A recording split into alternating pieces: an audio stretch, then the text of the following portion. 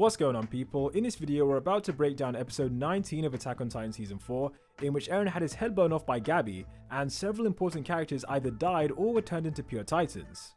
Today I'll be breaking down every single thing that I felt needed explaining, including how Eren lost control of the founding titan, the real reason why Porco sacrificed himself, and the history behind every memory from the past dimension.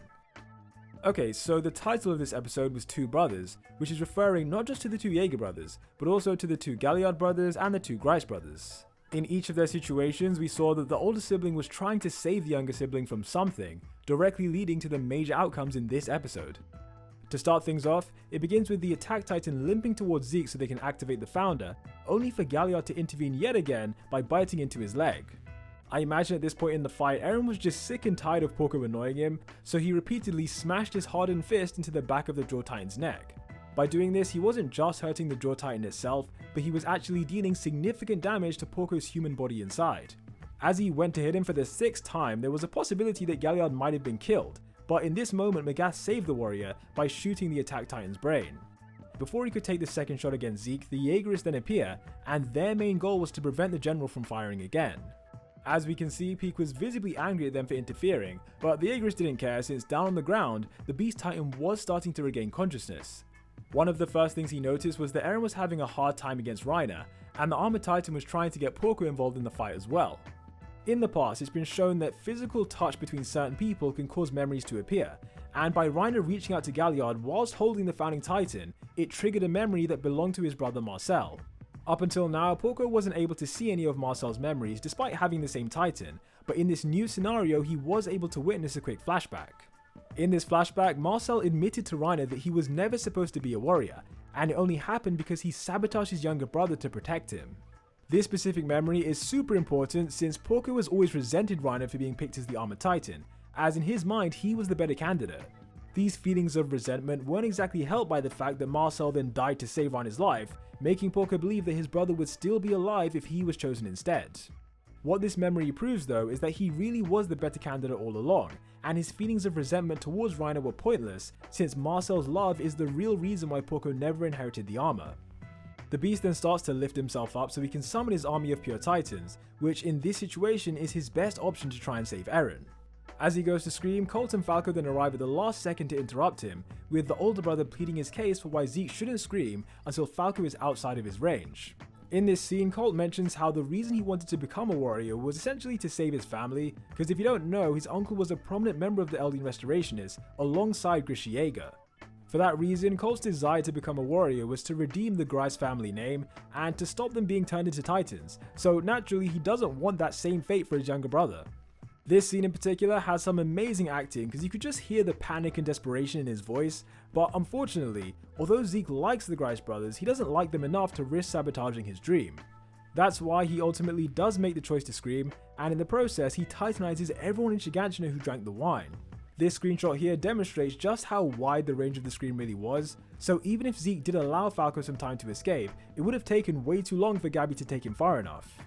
As the warrior candidate begins to transform, he sticks out his hand to say goodbye to her, while Colt sacrifices himself so he can stay with his brother in their final moments. Following this, we get a ton of other characters also transforming, and by far the most significant from our point of view were Nile and Commander Pixis. The commander in particular was downing a bottle of alcohol on the battlefield when it happened, which is kind of an indication that he'd already accepted he was going to be titanized. Back near the entrance of the wall, Falco's rubber chicken titan made its first appearance, and because it was created using Zeke's spinal fluid, it meant the beast titan was able to control him.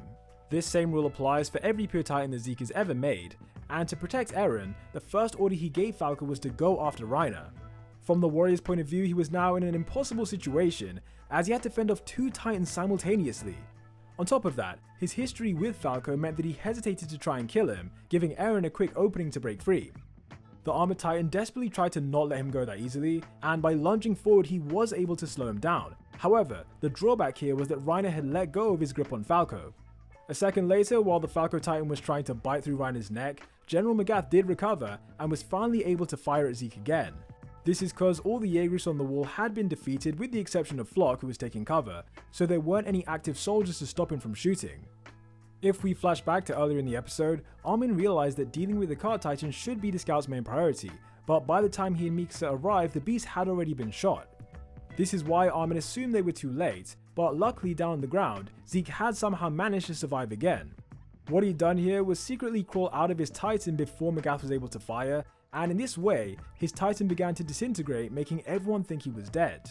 This trick is similar to what Pete did in the previous episode, and later on Zeke basically admits that he got the idea from her. At this point in time, Eren was the only one to notice that his brother had done this, whereas Reiner had absolutely no idea. Because Reiner believed that Zeke really was dead, he thought the warriors had completed their mission, since in his mind Eren could no longer activate the founding Titan.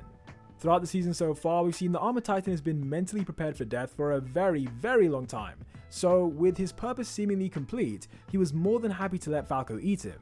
In this way, the young warrior candidate could return back to his human form, Reiner himself would be allowed to rest, and Gabi could live a long life just like Falco wanted to happen. Sadly though, since this is Attack on Titan, that would have been way too easy, and instead Porco shows up to offer himself as a sacrifice. If you're wondering why Galliard chose to pass his Jaw Titan to Falco, there are two important reasons, one which is based in emotion and another which was a more tactical decision. Starting with the tactical choice, this relates to the injuries he received from Eren.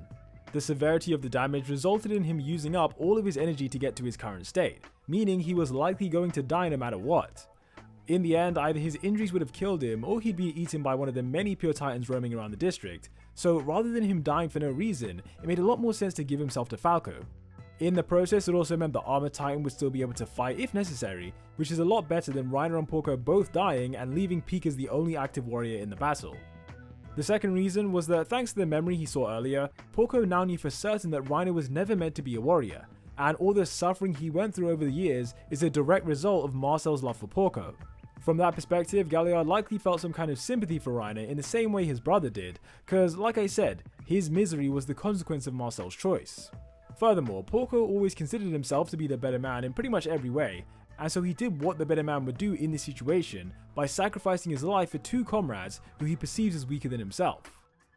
As a brief side note, Galliard saving Reiner makes this the 6th time by my count that a holder of the Jaw Titan has saved him, and if you give me a second I'm going to list every single one.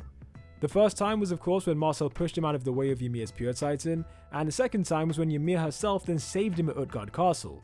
The third time was when she saved him again from this horde of titans, and the fourth time was when she willingly agreed to go back to Mali, so that Reiner would receive a less severe punishment for his failure. The fifth time was when Galliard stopped him from being blown apart by an anti-Titan cannon, and now the sixth time was him using himself as bait. Anyhow, after seeing Porco's death, Reiner absolutely loses it and punches the attack Titan in the mouth, but Eren hardens pretty much his entire body to defend himself. In the confusion, he breaks out of his Titan and heads in Zeke's direction, and this is when Reiner starts to realize that his mission isn't actually done. In this chaotic scene, the Yeager bros were just meters away from making contact, while Jean and Connie showed up to hold off the Armored Titan with Thunder Spears. At the same time, Armin and Mikasa were dealing with the Cart Titan, so all the main threats to Eren from the start of the episode were currently being distracted. However, off to the side we see a tearful Gabi holding Colt's anti-Titan rifle, which remained intact after Colt was burned up by Falco's transformation. This weapon itself is specifically designed for killing pure titans and not human beings, hence why a single shot from Gabi was enough to fully decapitate Eren. The bullet pierced straight through his neck, instantly severing his spinal cord, and as we see his head spin towards Zeke, the anime flashes back to this moment in Mali. We already saw some of this scene during the first half of the season when Eren agreed to help with the euthanization plan, but this time around we get an extended version. In this extended clip, Zeke tells Eren that they're going to save everyone, and lightly throws the baseball in his direction, only for his brother to then completely miss it. Him dropping the ball is the moment we didn't get to see in part 1, and it signifies how, just like Armin predicted, Eren was never really on board with Zeke's plan. The act of throwing the baseball was Zeke's way of showing that they were working towards the same goal, so by Eren dropping it, it made him question whether his brother was being genuine. That's why later in the episode, he decides to test whether Eren is really loyal to the euthanization plan, because those seeds of doubt were likely planted in this scene. In any case, in the present day, time seems to almost stand still as the Malian soldiers are being eaten across Shiganshina, and we get this 2D shot of Reiner being Thunder Speared, which was one of the nicest shots to come out of this episode, and there were quite a few. As the camera moves towards the front gate, the Yeager brothers do finally make contact, as Eren's severed head falls into Zeke's hand, and because he's technically alive in this moment, the Founding Titan has now been activated. The anime then shows us this amazing montage of memories flashing in front of Eren's eyes, and these memories include things from the future, the past, and even from alternate realities. The first vision we see is one of Mikasa, and this is likely a reinterpretation of this scene from the very first episode, when she had just woken him up from a dream. Although the anime version and the manga versions of this dream were different, the fact is that in both cases Eren saw at least one memory from the future, and in this episode that's about to happen again. Up next, there's a vision of Reiner when he was in the cadets, and this was the moment when he told Eren to keep moving forward. That catchphrase has become one of Eren's driving motivations ever since, so it's understandable why this memory shows up. After this, we see one of Grice's memories, and this was of his sister Faye before she was killed by Malian officials. Grice's anger at his sister's death was a large reason why he chose to join the Eldian Restorationists, which is effectively what led all the main characters to where they are now. Following Faye's appearance, Eren then sees a memory of Frida Rice brushing her hair, and this one is from back in Season 3. Back when he was tied up in the Rice Chapel, he saw this same memory of Frida in her bedroom, and for a split second it seemed like she could see him back. The memories then transitioned to one of Reiner begging Eren to kill him, to another from his childhood when Armin was playfully running away. Going past Armin's hair, we then see the main members of the Rice family, and this memory belongs to Grisha. An interesting detail is that there are clouds in the background to represent the paradise this family had before Grisha showed up, and the background changes to red to represent him killing them. It then switches to different fragments from Eren's past, including an image of Captain Levi, Sasha and Connie messing around when they were in the cadets, and Falco coming to Eren for advice when he was undercover in Mali. One of the easiest memories to miss though was this one that belonged to Kruger, and this showed up right after Falco's appearance. Although the anime brushes past it super quickly, this memory was a lot clearer in the manga version, and it's of the moment when Kruger's parents and sister were about to be set on fire. As he explained in his backstory, his dad was one of the original Eldian Restorationists, and because of that connection his family were killed by Mali, while he could only watch on from his hiding place in the closet. The next scene then gives us a stylized version of Bertolt's Colossal Titan appearing in front of Walmaria, before moving on to what can only be described as Reiner and Levi and some other guys in a sauna. This is a reference to the alternate cover for volume 31 of the manga, although why it appears in Eren's memories is a bit of a mystery. If we assume that something like this did actually happen, then I'm just having a hard time figuring out where it fits on the timeline, since Levi had no reason to relax with these guys when they were cadets, and after they graduated, I don't really see Levi being in a sauna with Reiner specifically. That being said, it's clearly here for a reason, so maybe I've missed something, so if you have a good idea of what this is about, then do let me know in the comments below. Up next, we get a brief vision of Ramsey, who is a character that hasn't been introduced in the anime yet, but without getting into spoilers, this boy is someone who Eren met during his time in Mali many months ago. The camera then pans into Ramsey's eyes to reveal a haunting image of Grisha Yeager screaming while on his knees, and based on what he's wearing, this is from the day he massacred the Rice family. Things then turn upside down to show a very large bird flying towards Fort Salta, and again, I'm not going to give away spoilers here, but this is the memory from the future that I was talking about. Fort Salta is a very important location in the history of this series, and the bird in question has significance too, as its origin can be traced back to earlier in this episode. The key to Grisha's basement then appears on screen and transitions us to the final set of memories, the first of which is of Historia. In this scene, she and Eren were having a conversation about the future of the island and the future of the world, and this took place before he went rogue in Mali. After that, we literally get goth Mikasa and nerdy Armin from Attack on Titan's school cast. In this alternate reality, all of the main cast have drastically different lives, with Levi being a janitor, Peak being a news reporter, while Armin, Mikasa, and pretty much everyone else is either a teacher or a student at this school. Despite having the manga volumes myself, I personally never cared that much about school casts, although I know some people probably do. But the fact they actually put this in the anime is basically a confirmation of the Attack on Titan multiverse. In the original chapter when Eren saw these memory shards, these alternate versions of Armin and Mikasa can be seen, but I'm just surprised that this gag has now become like 200% canon by appearing in the anime as well. The last two memories to show up is firstly one of the ocean, which has a lot of significance to Eren for obvious reasons, and then there's a different vision of YMIR Fritz, who was the original founding Titan. This memory of YMIR is pretty significant, as the camera zooms in to show a bright flash of white light, which turns out to be the coordinate. The coordinate is where the paths connecting all Eldians converge into one, and from this place all subjects of YMIR are connected. Through these paths, the various memories of every subject can be accessed, and if the founding Titan wants to, she can manipulate the coordinate to alter the bodies and minds of these Eldians as well. Anyhow, after Eren's memory slideshow is finished, he manifests directly in front of it in the past dimension, while Hobo Zeke is chained up behind him. The reason Zeke's hair is longer than normal is because time passes differently in this reality, and from his perspective it felt like years until Eren arrived. Due to the large amount of time he spent trapped here alone, he began to learn various things about the Founder, including the fact that the sand they're standing on can be used by YMIR to create anything. Not only did she use it to rebuild his body from scratch a couple episodes ago, but for the last 2,000 years she's been in here molding Titans from scratch whenever someone needed their power. Now, in order to explain how Zeke got the upper hand against Eren, it's first important to understand how the Founding Titan actually works. To put it simply, anything the Founding Titan does or anything the Founding Titan can do is because YMIR is in the past dimension making it happen. So essentially, if you control YMIR, then you control the Founder. Historically speaking, those who've possessed the coordinate inside them have always had royal blood, so they had no problem accessing the past dimension and telling YMIR what to do. In Eren's case though, since he's a regular Eldian, he needed the assistance of Zeke to get here, and now that they're both here, YMIR gives Zeke priority due to his royal blood. Unlike the Rice family, he's arrived in Pars without actually having the coordinate inside him, and therefore he hasn't been tainted by the vow to renounce war, which only affects royals who have the Founding Titan. For that reason, he's free to command YMIR to do literally anything he wants, hence why he made her create these chains.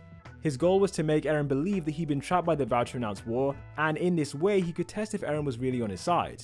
When it came down to it, Eren did take the bait and refused to use YMIR's powers for the euthanization plan, proving in Zeke's mind that his suspicion was correct and his brother had been brainwashed by their father.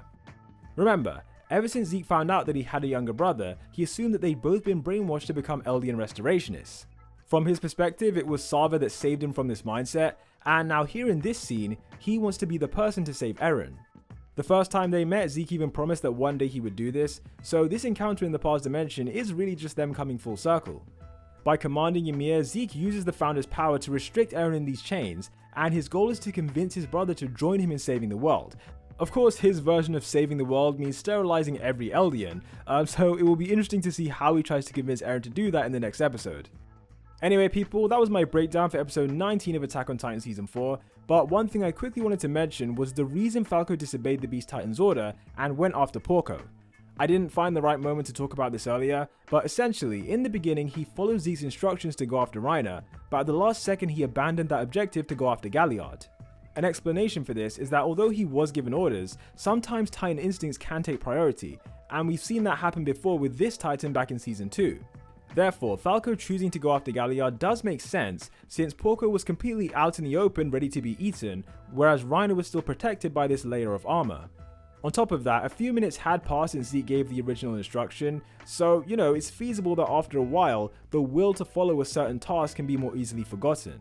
Those were just my thoughts on it, but let me know your opinion in the comments down below, and don't forget to hit that sub button if you want to see more videos like this. Until the next one, peace out.